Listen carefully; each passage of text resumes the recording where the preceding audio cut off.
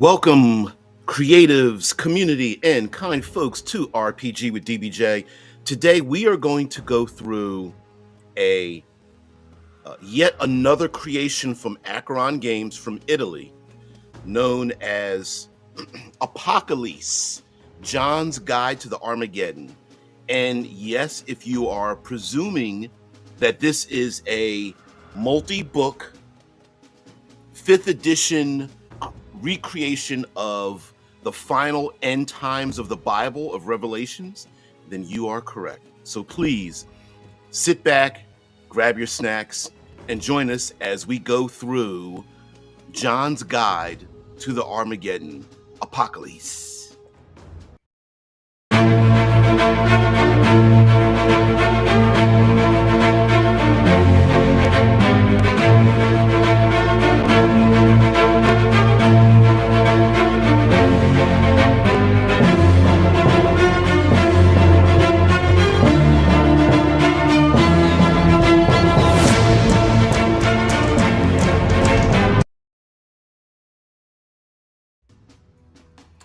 Welcome back here. Hello, everyone. So you guys. Oh man. Right now, scrolling across the screen is a page from the website of Acheron Games. I hope I'm pronouncing their gaming creation or whatever correctly. But this is Apocalisse, and my interest in this game came about because of what some would say is a foundational part of our world, which would be Italy, Rome, the Bible, and Catholicism. And what would that look like from creators from Italy creating a tabletop role-playing game based around the end times? And the books, multiple, are the artwork is amazing. The location, come on, kitty, you gotta get down. You're gonna walk all across the computer. All right. We've got, of course, your sexy stuff, right? Your archetypes, monster book, things like that. Now there are a number of these, I'm losing my mind here. So there is a guidebook which gives you all of your sexy. There's the character options, the rules in terms of how do you play the end times, what role do the players play in that, new player class options, new feats, and how do you role play, like the factions. Maybe the players do not want to play on the side of, let's just say, goodness, and how does that work? And what if the players don't want to pick a side? How does that work? So there is a setting book. There's also a separate monster book as well we're going to go through.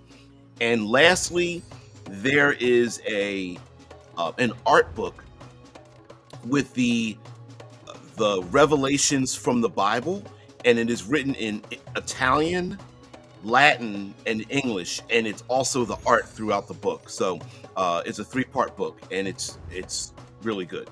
So we are going to get into that. But first, let's do some introductions. Hey. Yeah, if you can't support the anime, ain't that a comment that like is like a bannable comment on the interwebs, right?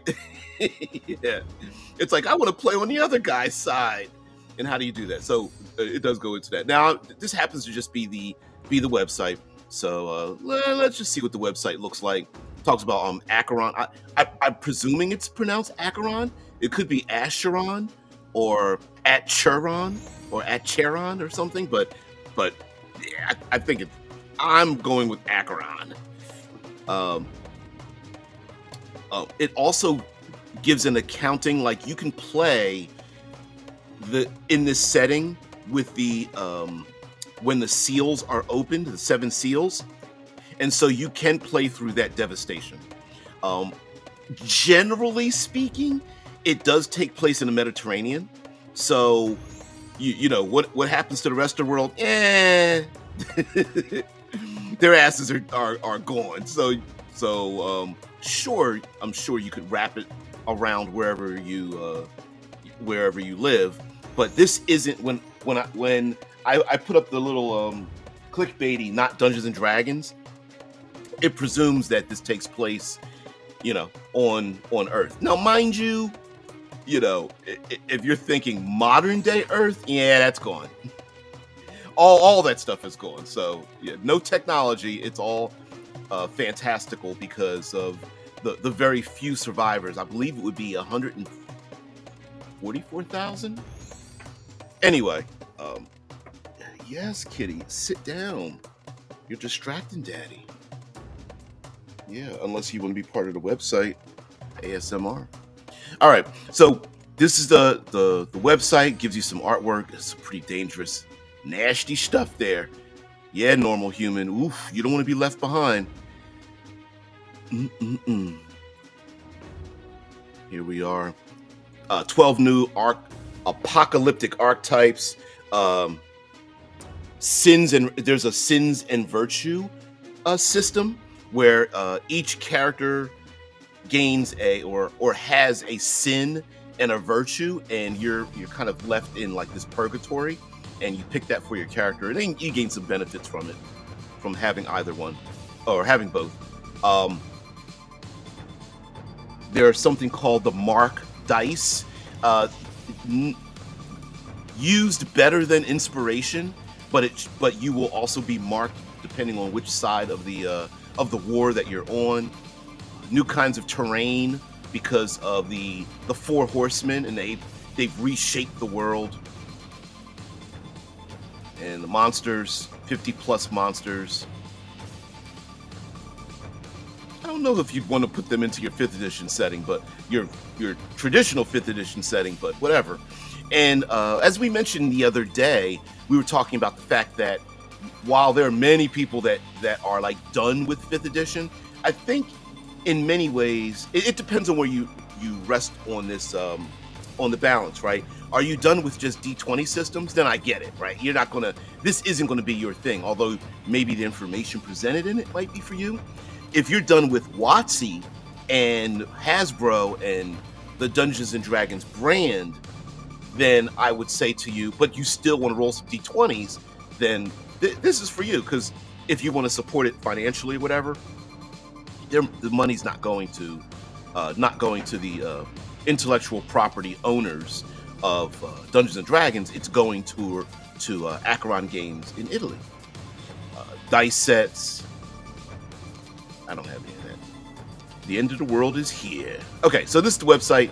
There's some free downloadable stuff. There's a quick start on the website, and pre-generated character sheet depending on which side of the battle you wish to be involved in, and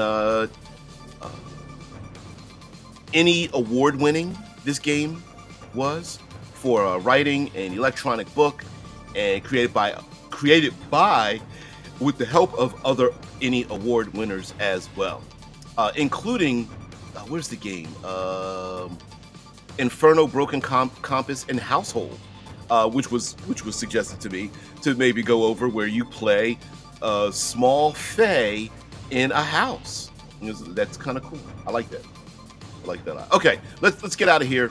Let's go share ourselves some books. Heathen says, yeah, I like D20. All right, let's go to some books. All right, so there are 3 books in this set. Let's share this out here. And we have John's Guide to the Apocalypse. And if you take a look at this image here on the cover, and this isn't the full page. We'll find a full page spread of this. As you can see, it looks like a draconic, fiendish beast here, and an angel carrying. That is not just a sword. That is a sword of pure light. And yes, your player characters can portray characters like that or be involved in that world. Now, this is the setting guide, John's Guide to the Armageddon. Let me click over. This is the monster guide. Let me get to a one pager here. Monsters of the Armageddon. And just get this nice and big here so you guys can see it. Let me page down. And yes, these are the Four Horsemen.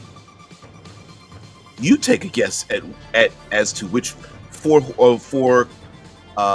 classical Four Horsemen they are. That's up to you.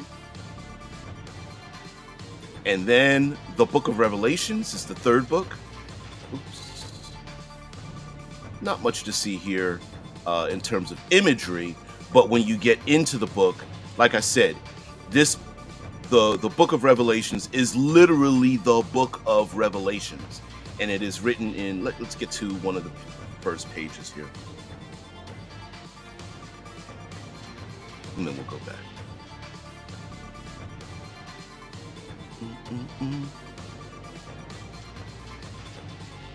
Developed for Akron Games. The artists, lead artists, and those that created it in different studios. World English, what the take from 2020 Public Domain World Bible, and then as you can see, some of it is in Italian, or primarily in Italian. There's also a part in Latin, and then it's an art book. And here we go.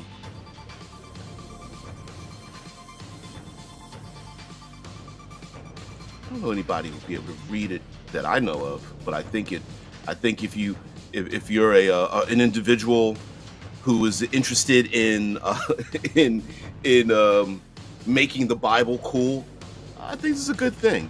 Put a lot of work into it. Of course, like I said, the artwork in the margins and things like that. So let's go to the guidebook. Matter of fact, you know what? I'll let you guys decide. Okay, what's going on? Why did the book disappear? Damn it!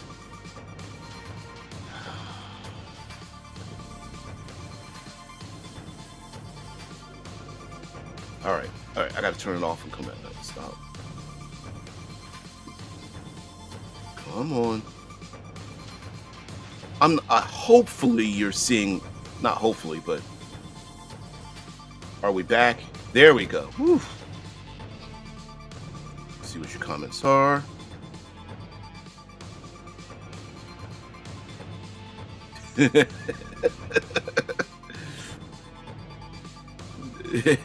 He's so silly. He's so funny. Drew's like, yeah, like having read the Bible, I can say that there is no good side in that book. If you want to see some horrific, we'll go through the monster book. You want to see some horrific angels? It's in there. It's in there. Yeah. Oh man. Nameless Spook says D20 is iconic and easy enough to adapt. I'm sure I'll get back to it, but I'm not looking forward to some new systems for a while. Okay, all right. I feel you. That is exactly why we do this over here. I majored in religion in college for a little while. Still make that mistake in my 40s. It's so bad. I get looking for new systems for sure. Yeah, exactly. Exactly, one-eyed. Yeah. I really like the idea of approaching Revelation as a fantasy setting. I mean, have you read it? Exactly. So let's go to let us go to decisions, monsters. Let's go to the monster book. So here we have the monster book, highly focused in. Here's the bottom of the book here. I'll go to about 2-page spread. Increase the size here so we can just get an idea, get some imagery. Yes, this monster to the very left is in this book. So, of course, there are named celestials, and there are also what are known as the host, the Lord's host. So, in a table of contents here, we have the Lord's hosts, the air quotes good guys. This is fantasy. The adversary's horde, and then we have, of course, the legions of war, ranks of famine, the armies of death, and the threats on the plain, and what's the other horde? Oh, the scores of conquest. And each of the four horsemen has devastated a portion of the Mediterranean-ish region. So if you go in literally the four corners, north, south, east, west, you will encounter, the scores, the legions, the ranks, or the armies of the four horsemen. And then in the center is where the final battle will take place. And then we have our index up front, which is different, but okay. Here are new monster tags like Titanic monsters and some of the abilities they have. And then there's some monster tags for Abyssal and Thronian, and applies appropriately. And basically, you can just take all your other monsters that you already have from your other monster books and give them some of those tags: Abyssal, Thronian, Abyssal Beast, Angelic Beast, Martial Beast, Insatiable Beast, Skeletal Beast, Vandal Beast, and just give them those tags. Talks about alignment, and basically alignment doesn't quite it doesn't fit into this world. Alignments have already been chosen, and you better pick a side, or not, and then suffer the consequences. There's also something known as apotheosis. Some of the monsters can go through apotheosis. Essentially, if you take on one of these big bads, and you take them down to you defeat them, they will have a second form, which pretty much makes them doubles their power and makes that conflict even worse. Yeah, it's known as apotheosis.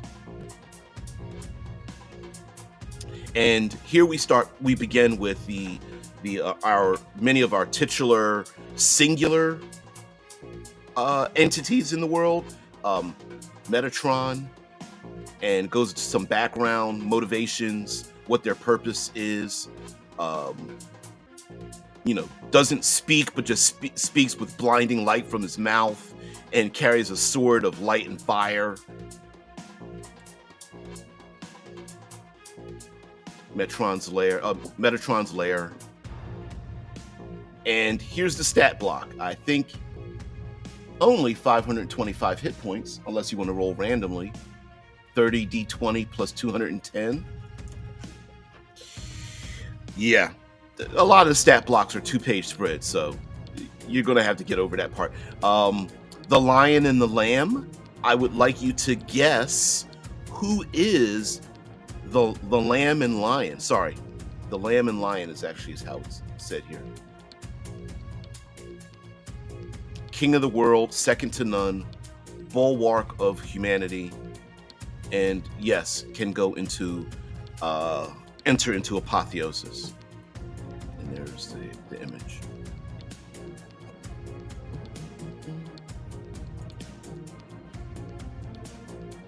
See, you're trying to catch up on your comments here.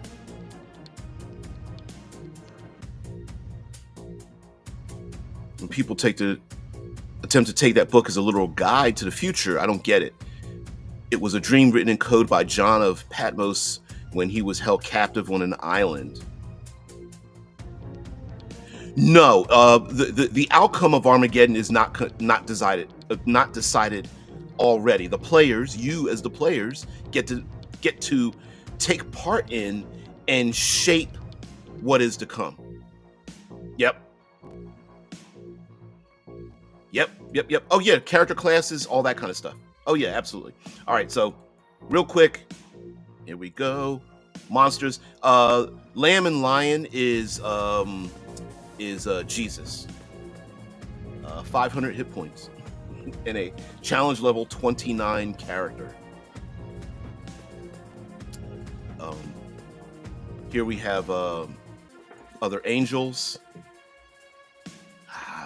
Michael, Mikhail, Archangel of the Malachim, Gabriel, Archangel of the Cherubim. Big old stat blocks. They're getting smaller. I want to show you some of the more horrific ones. Sorry, I'm trying to get there. An Elder, and there's some other characters here. Other secondary mighty angels, seraphs. There's a seraph and a stat block for it. I think the challenge level 15. Yeah. Everything in here is not super high, like double-digit challenge ratings. Cherubs, the Malak, Censor angels, and then here we go. A blazing sphere in the sky, like the sun of the old world. As it neared, it grew to the point that it seemed ready to swallow the heavenly vaults. The impious bore witness to an entity made only of eyes and burning feathers. It glided above them, a great central eye between 6 wings from which smaller eyes looked on. It was so bright it cast no shadow. The sinners could behold such a terrible spectacle for mere instances, while their bodies were consumed to dust. And so, yeah, there's an angelic figure here. Eyes and wings. Here's another one. I think people have done 3D imagery of these angels as well on the YouTubes. An Ophen. Gargantuan metal wheels entwined within each other, defying the laws of physics. Each wheel studded with eyes that rove and watch without pause. A giant lidless eye is suspended at the wheel's center amid metallic vapors.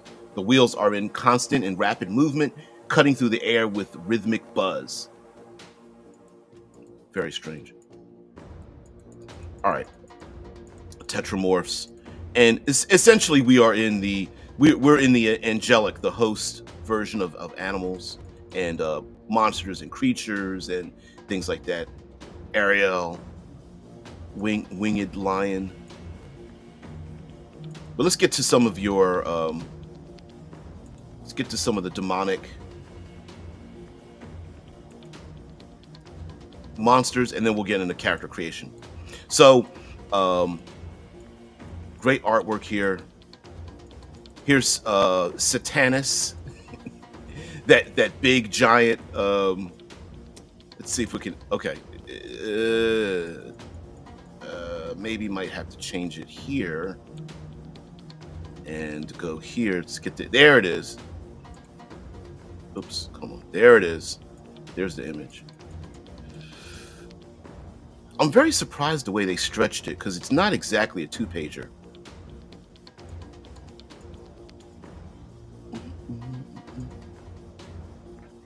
Satanus and his prophet. Yeah, not quite Tiamat, but Tiamat. Rather, each head, it's more of a Hydra-ish thing, and can go into apotheosis, and is made up of the sins of all of humanity.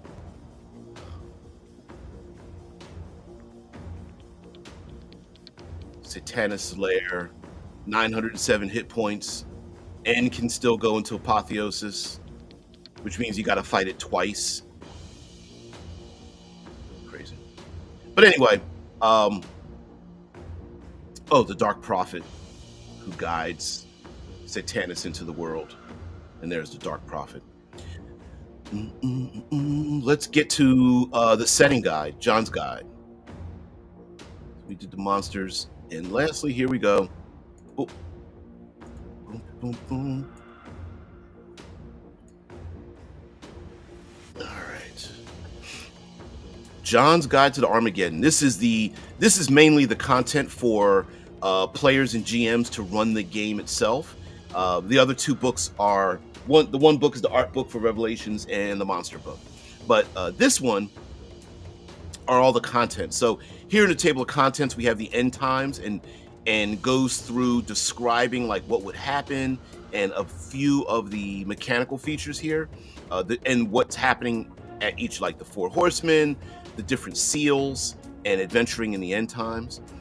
We have the people of the apocalypse, who's there, who's left, as far as like NPCs and like are there people left out there, and who are they? We have our part with marks and the game effect of being marked by Mark of the Lord, Mark of the Beast, or Mark of Enoch. Apocalyptic archetypes, and this is where we get into character creation, more specifically with classes. Armageddon and the plains of Armageddon and how that affects travel and navigation and the horrific nature of what the world has been turned into. And then adventures in the end times, apocalyptic relics, magic items, and the key to the seal. So we're going to go directly to archetypes. There we go. Pretty nasty stuff. I love it. So here we have a barbarian of the path of martyrdom. That's strange artwork here. So we have our class deviations and options. Martyrized self, salt in a wound, an eye for an eye. Bard of the College of Revelation. You don't look too happy there, buddy. So, again, sexy player stuff, Cleric of Ruin. Let's see what your comments here. Yeah, seven-headed serpent. Yep.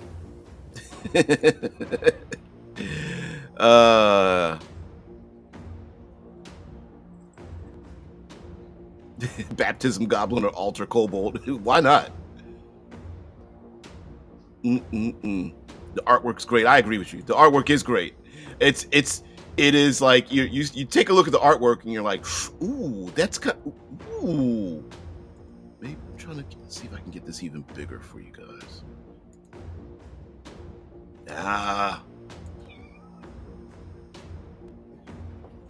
No, it's only shifting there. Okay.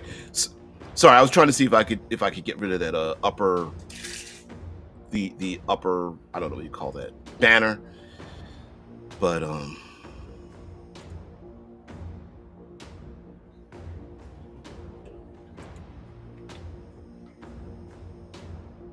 okay. Yeah, it's just letting me page. All right, flip a page, flip another page. There we go. Druid of the Circle of Plagues. Nice. Plagued wild shape at second level. Playing a plagued beast. Excruciating contagion. Plagued palms. Subjugated plague. Yeah, we're through it. Furioso, new fighter archetype. Strange and kind of put together, but okay, I'll go with it.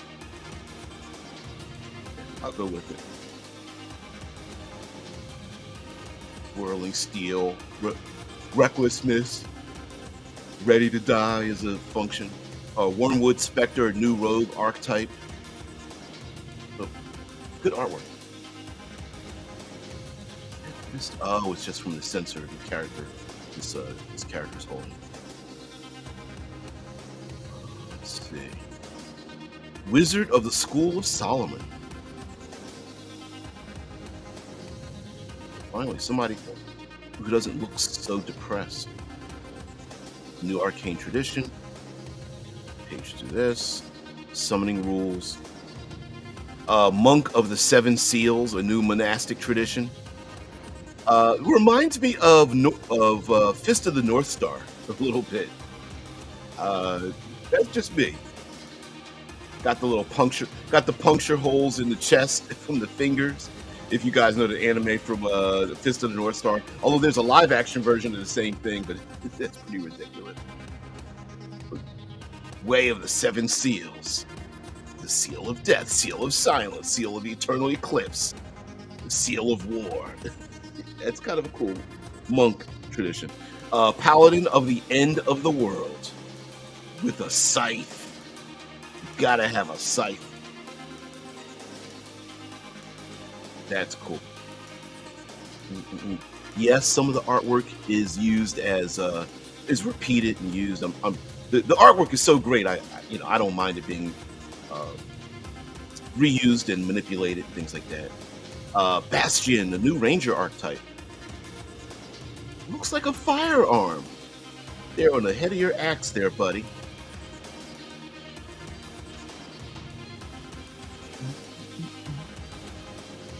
Sorcerer of the otherworldly heritage. Sorcerer of otherworldly heritage. Sorry. And I think we're almost there. Warlock of Lilith, a new patron. Mm-mm-mm. And then we get into Armageddon. And this describes the various regions in the Armageddon.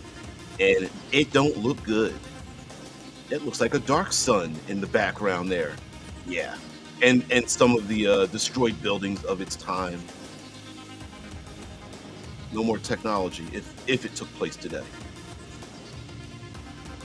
Here is a map, if you want to call it one, of the devastated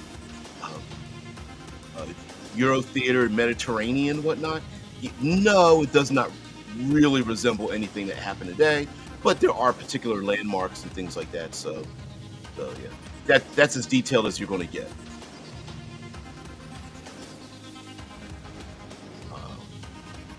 Of course, it centers in Italy and the surrounding area, Ash Mountains, Babylonia Protectorate, War's Domain, Apocalyptic Mountains. And each region, of course, is described a bit. And there's some what is it, Apocalyptic Mountain calamities. So there are these random tables for encounters, stories, changes, threats, and then the different regions. Edge of the Abyss. If you take a look at this bit of artwork, you'll see bowing before this giant ass demon is a smaller thrall, which I'm presuming would be a normal humanoid size. So just look at the size category. Lucifero's abode, Edge of the Abyss. Apocalyptic swamps and apocalyptic swamp calamity table.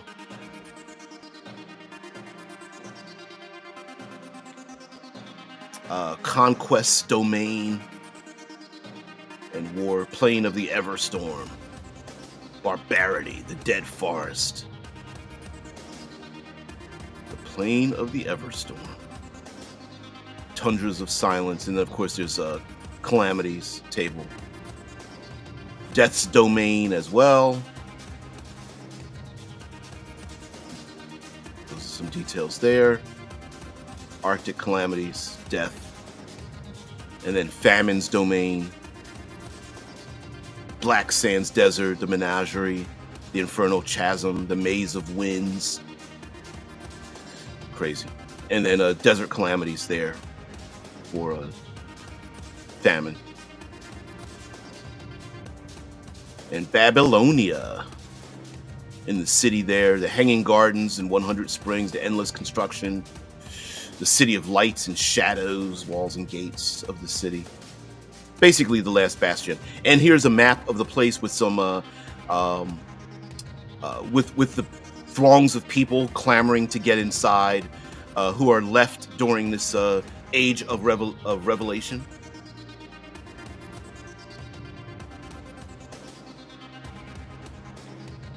And then it just talks about the city, who's there, how it's semi-organized.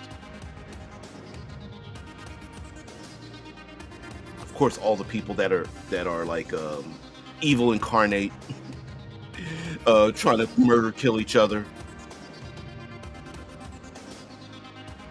and be in the areas beyond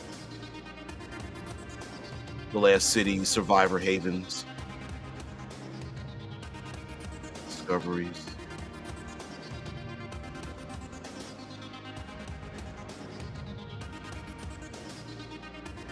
Some of these. Let me get to your comments here. Oof. Kitties, kitties, kitties, kitties, kitties. Milk and honey. Um. mm,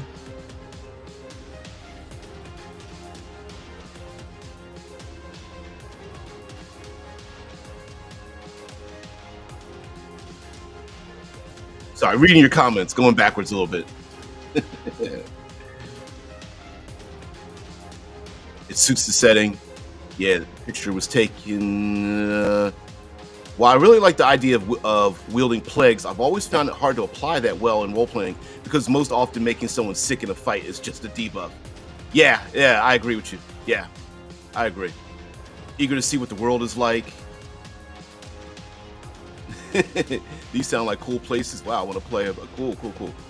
From a purely sociological look, it's interesting to see something blatantly Christian adapted to a fantasy setting instead of something that just is inspired by like a 5e pretty angel. Yes, that's one of the reasons why I wanted to grab this book in general to see, because like from the, I mean, it's from Italy, right? It's like I can't imagine not being inspired by the history and the culture of the seat of Catholic Christianity in Italy, and then for those gamers to then make that a setting is really cool. I definitely agree with you. Just like Heathen agrees with me. Yeah, yeah, yeah. Biblical angels. Biblical angels are crazy badass monsters, so this game excites me. Which is why they do have they do suggest like maybe your players don't want to be on one, want to pick one side or the other, because of reasons, right? For example, let me return back to the beginning. So actually, let's get to the introduction first of it. So here's the beginning of the book. What page is this? I don't know. What, page 6 in the PDF? 264 pages for the setting guide, and this just talks about Apocalisse. I presume that's how you pronounce it. Apocalisse in brief, and what the game, the setting is about, and playing in the apocalypse. And as you can see, great artwork here.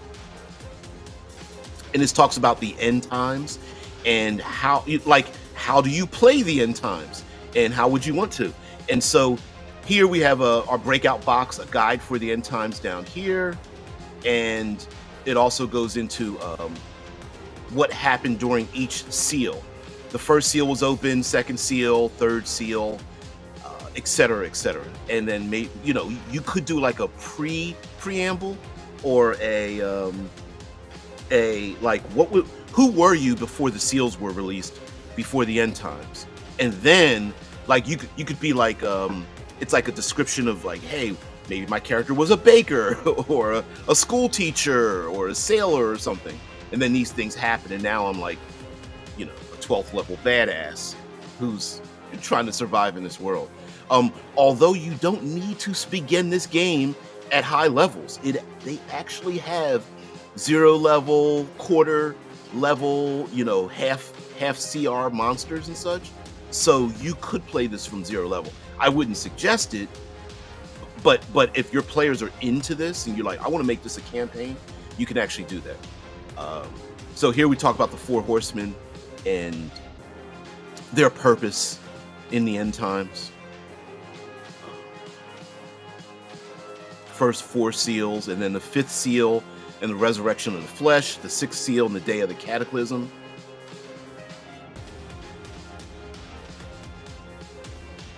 The 7th seal and silence. 7 trumpets.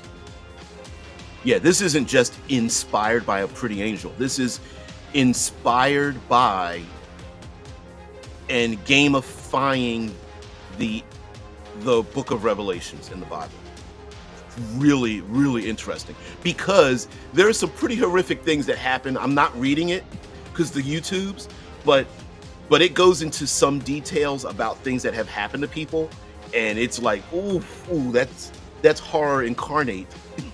And we're just talking about the angels. We're not even talking about like the fiendish demons and things like that. Like here, a world of corpses.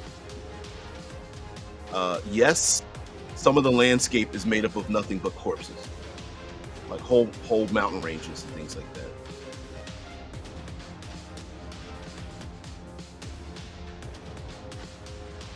Allow me to read some of this. When the last humans, whatever their origin, who had found shelter in caves made it back to the surface, what they found was even more horrifying than what they could have imagined. Instead of everything they knew, now there was only a valley, a plain of swamp and marshlands with poisonous miasmas, with scattered jagged cliffs, deserts of stone, gorges, and ruins, a place in which a third of all water was blood, another third wormwood, in which all harvests had perished, cities were destroyed, and ships swallowed whole, a land fought over by warring powers, and upon which living, mortal beings no longer had any claim or place. The corpses of the living and the returned were everywhere. Billions of men and women barely returned to life had already been struck down alongside millions of children of the old world, and the seas and the earth were covered in their twisted bodies. Endless seas of carcasses covered valleys and the plains, floated upon swamps and oceans, etc., etc. So, yeah. Not your mama's post-apocalypse. And here we have the adventuring in the end times, and some best practices. It's the end of the world. The apocalypse corrupts everything, even people. The only order is dictated by the factions. Heroes are sacred and are scarred and traumatized. I'm sorry, scarred and traumatized, and all conflicts can only end with the last battle. And then there's journey milestones and becoming the last heroes, and the different tier levels. Tier 1, travelers in a no man's land, and then you go to tier 2.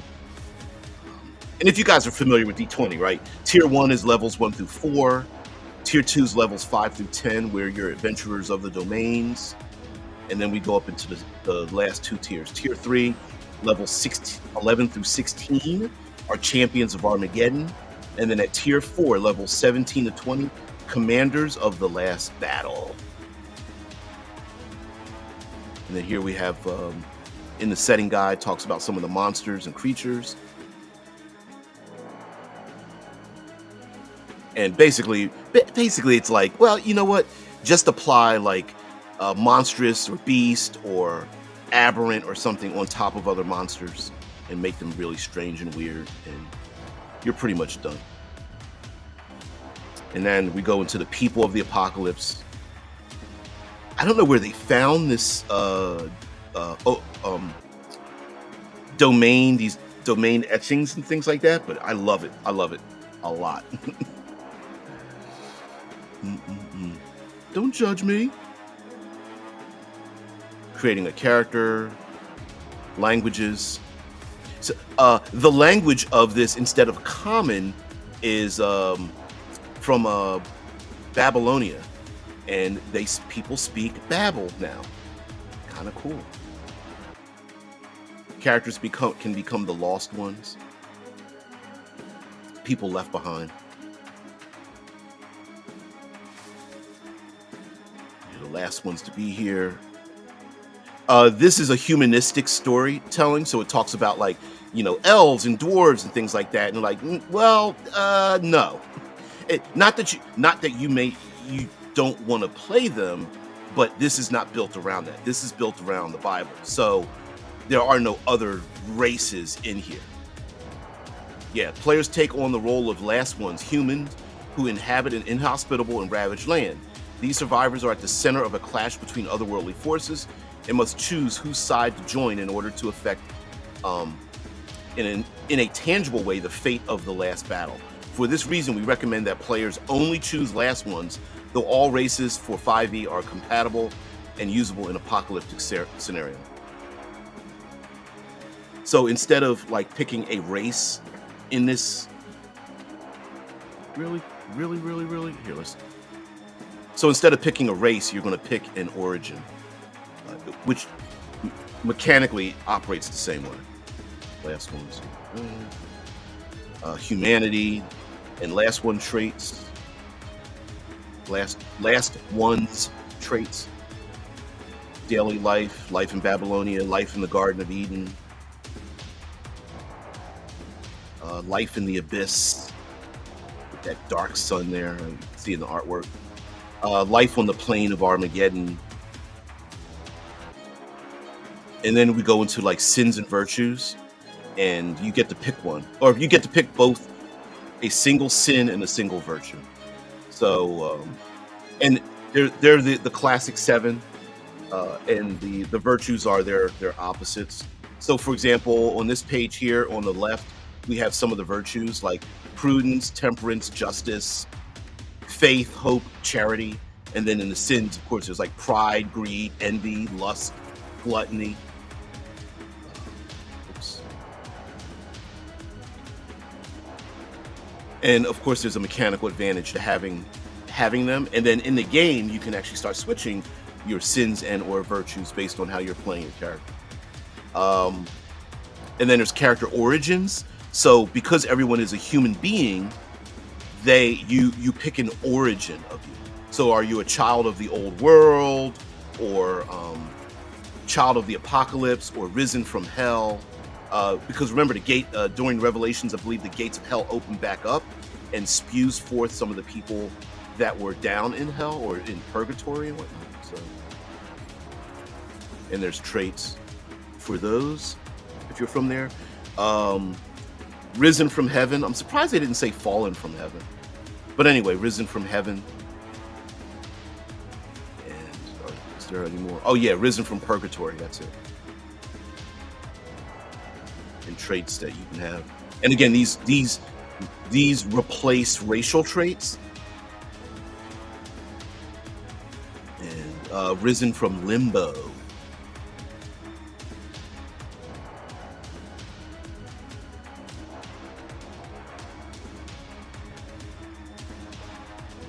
Then we go into the marks. Let's see your comments. I can't get to your comments if I have it that way. Gonna hit the can. Okay. Have a good one. I hope everything comes out all right.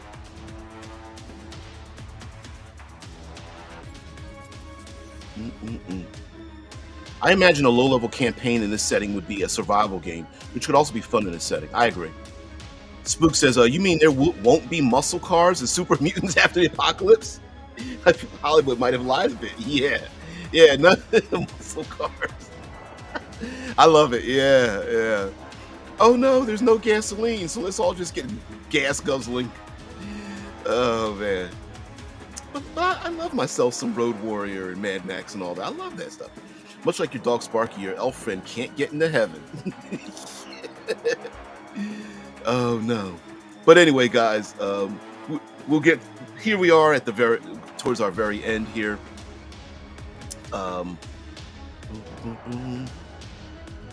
on. There we go. Here's another gamification with the marks and there's marked dice that you get, and removing marks because once you are marked by either the host or the horde, depending on which side you pick, and there's a third one, I think it's Enoch. It's like, instead of alignment, it is your goals. Do your goals align with that faction? And that if you are marked by that faction, you must serve that faction. And so that's how. What the heck are you doing?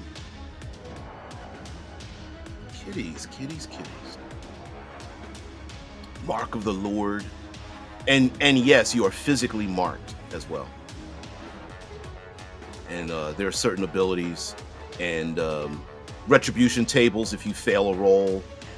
What kind of harm will come to you for not fulfilling your duties? And then there's on a mission of the Lord and some ideas about going on little missions, story ideas. There's the Mark of the Beast. If you take a look at this Mark of the Beast, these are 3 6s in a spiral pattern. Additional effects of the Mark of the Beast as well. And there's a retribution table there. So when you have a mark, you gain 1 or more of these abilities. But when you use your mark dice, it allows you to gain successes. Basically, you get dice, you get the roll with your other d20s. And if you fail, there's a retribution table because of your failures, and you're being blamed for your own failures. So you're like, I didn't miss. It was the winds and fires that made me miss. And it's like, no, I don't think so. Here's some missions from the beast, the horde that you may go on. The Mark of Enoch. The last ones who live in Babylonia and choose not to side with the Lord or the adversary usually bear no marks. There is, however, a third way, perhaps the most mysterious, a clandestine mark that has started appearing in the city streets.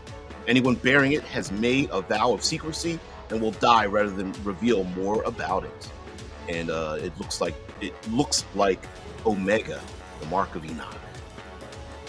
And there are different effects and a retribution table, judgment, and the missions of he who was taken.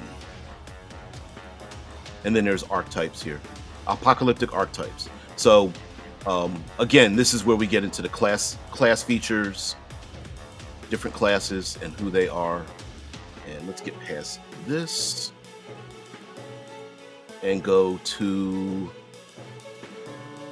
Armageddon itself.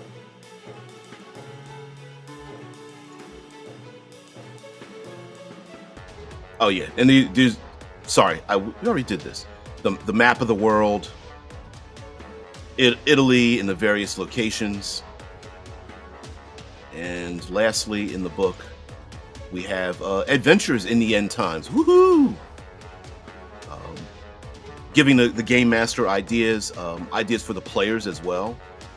As if you could take a look, even in this nasty artwork, it's like you see there's like crocodiles coming out of the land, and there's people screaming and begging for mercy.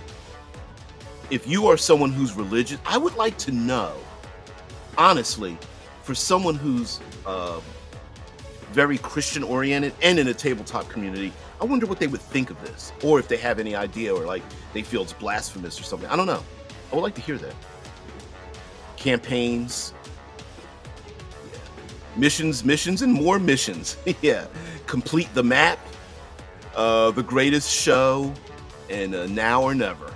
And some practices and things like that. Yeah, like hey, how about doing this? Legendary entities, the last battle. Race against time, moving pieces on the chessboard of the apocalypse and setting up the end times. And how do you gamify that, the end battle? Here's the hunt for the seals. Maybe there's an ability to seal the seals back up again, or find them. The seal's influence, if you find a seal or a broken seal. Reinforcing the campaign themes and quests in the lands of the perennial eclipse. And this is a D20 list of quests to go on.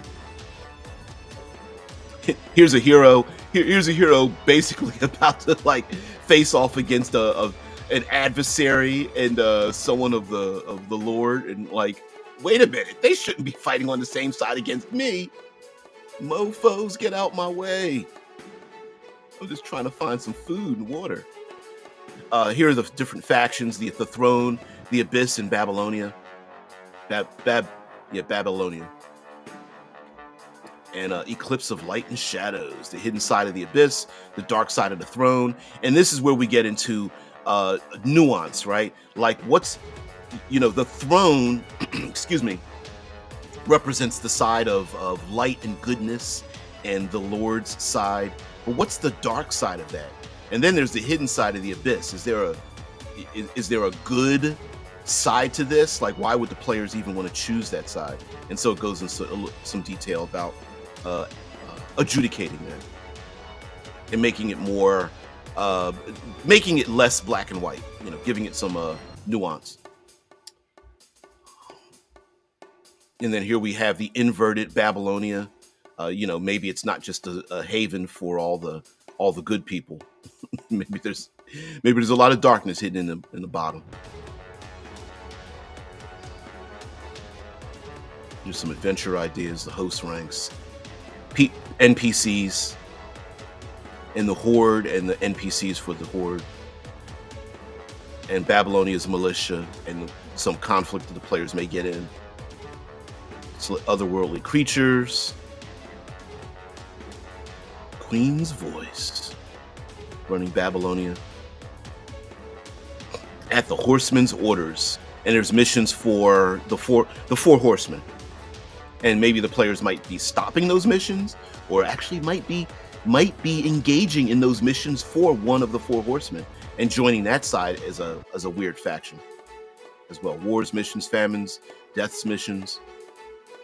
And then we get into magic items, apocalyptic relics, artifacts, infernal artifacts, good people using evil, devices and things like that. Spear. Is this the, let me see.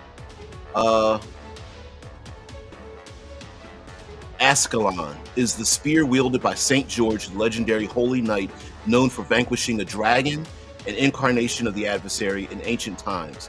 It is said that the spear acquired its magical properties precisely after that confrontation, becoming a threat to all the enemies of the Lord, and especially to those otherworldly entities that take the shape of a dragon. It is considered a holy weapon, and its owner is enshrouded in an impalpable aura of holiness. +2 bonus to attack rolls and damage rolls made with the weapon. When you hit a dragon with this weapon, the weapon's point turns ruby red and buzzes with mystical power, and the dragon takes an extra 2d12 force damage. In addition, when you roll a 20 on an attack roll made against a dragon with this magic weapon, the dragon is paralyzed until the end of your next turn. Pretty powerful. Bell of the Apocalypse, Blade of Gloom, Blade of the Abyssal Gloom, things like that. Book of Revelation.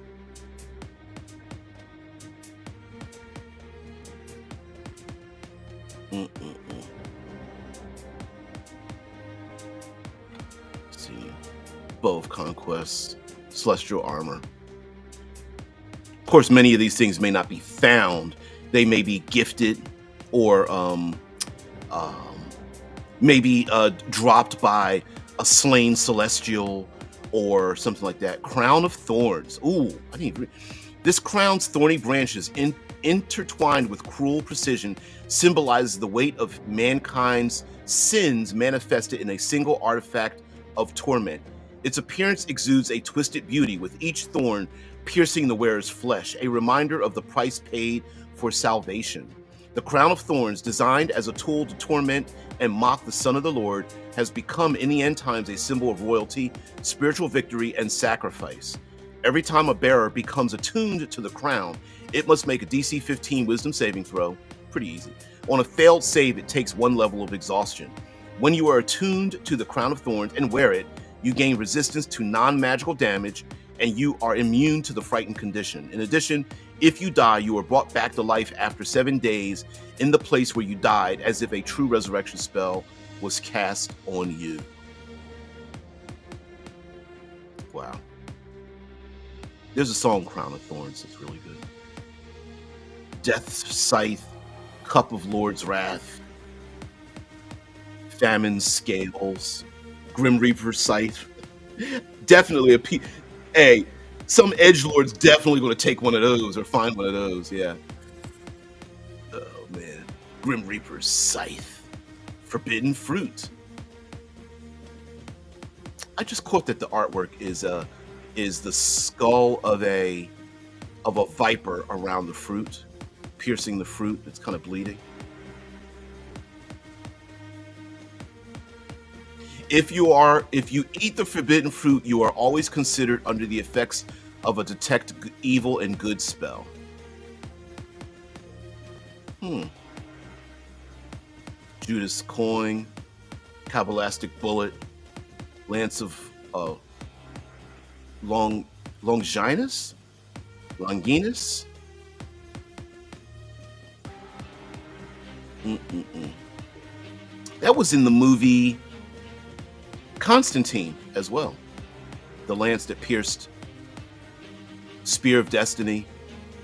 The weapon was used to wound the Son of the Lord in the side during his sacrifice.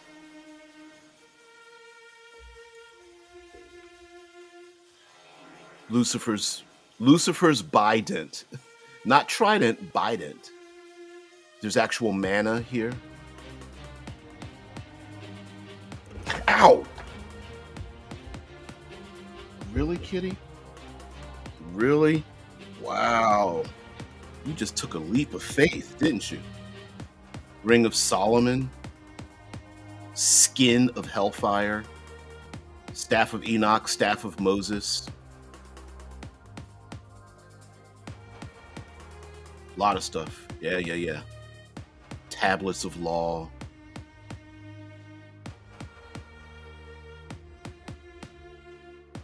So, yeah, this isn't kind of the Bible.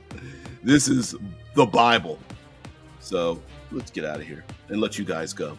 So, guys, thank you very much for allowing me to show this off to you guys. Let's see which is the book that has the monsters. This is the monster book. I'm gonna put some artwork up here. Let's switch this Asmodeus. Asmodeus. There we go.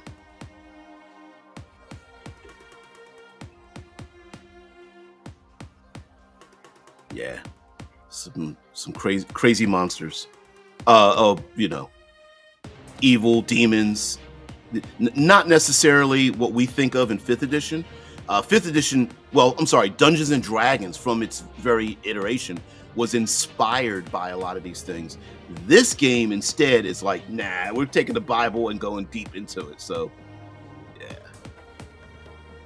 As this isn't the Asmodeus that we think of, or Asmodeus, I guess you could say Asmodeus. This isn't that person with the sharp goatee. Not that person. This is something far more hideous. An archdemon, demon of temptation. Yeah, because they fell. Where's a fallen angel? I know there's one. One with demon. Let me see if I can get to a fallen angel, and then we'll get out of here. Idol of the beast. Abyssal locust.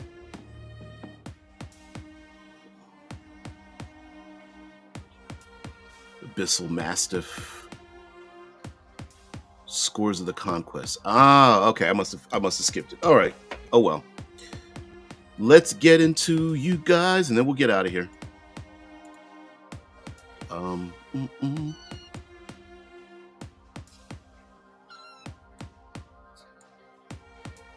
Yeah, Kitty has no fear on his side. He got that right. Oh man. Hey, TA. Sacrilegious. What companies makes this? Jeffrey Whitty, are you still here? Well, first of all, let's see if we can do this here. Let me see. Copy. I will put the link into the description. Into the paste. It's from Acheron Games from Italy, and I've been doing a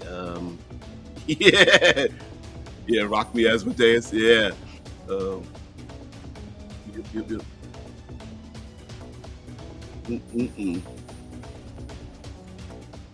angels are not biblically anatomical with thousands of eyes floating around their heads and such.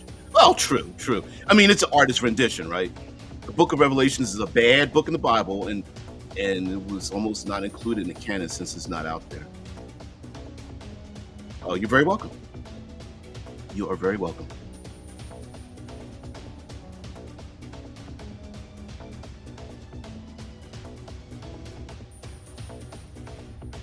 This is definitely triggering an email to their advertisers. I have no idea what you're talking about. This is a tabletop role-playing game that is available. Yeah. See, I knew. See, and I'm actually a bit surprised.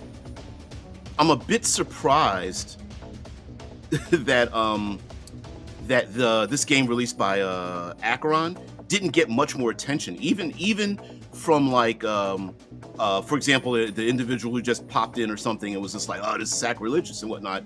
I'm very surprised that it didn't get that much attention. I'm like, what? Which is why I like to hear about some of those things, which is why I was yeah.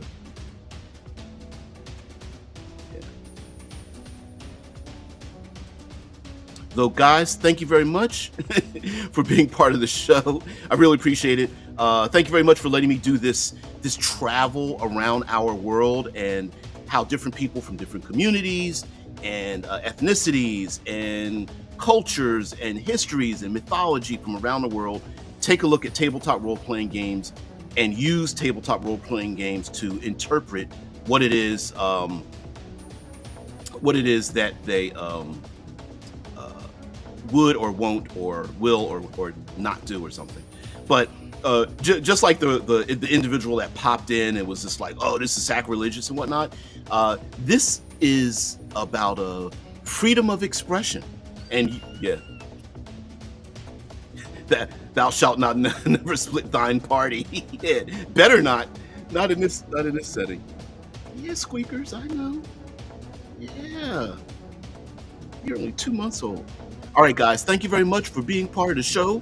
I really appreciate it. Thank you very much for letting me show off some, if not all, of these materials. I will, let's see, let's go back to the website and go back to the website here. Oh, kitty, no bitey bite. Here we are. I'm sure they got some kind of pushback here. I'm pretty sure.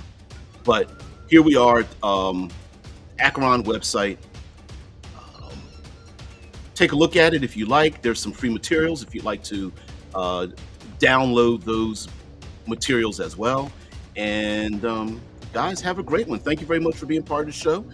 We are going to continue moving eastward around the world. We're almost done with this, with our dive into some tabletop role-playing games made by and with the blessings of people from those regions.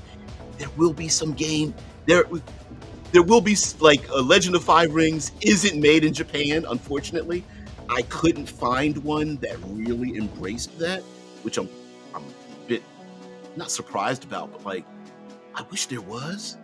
But anyway, guys, thank you very much for being part of the show. Yeah, thou shalt not ask for dice rolls. Not if you want to succeed. Don't grab up the dice. Why don't you just tell us what you want to do? And then, as the games master, the storyteller, the flame tender, the warden, what are some other names? The administrator, facilitator, referee. You then decide whether they should roll the dice or not. So, guys, have a great one. Thank you very much. Have a great day. I'll see you later. Peace and tranquility. Bye.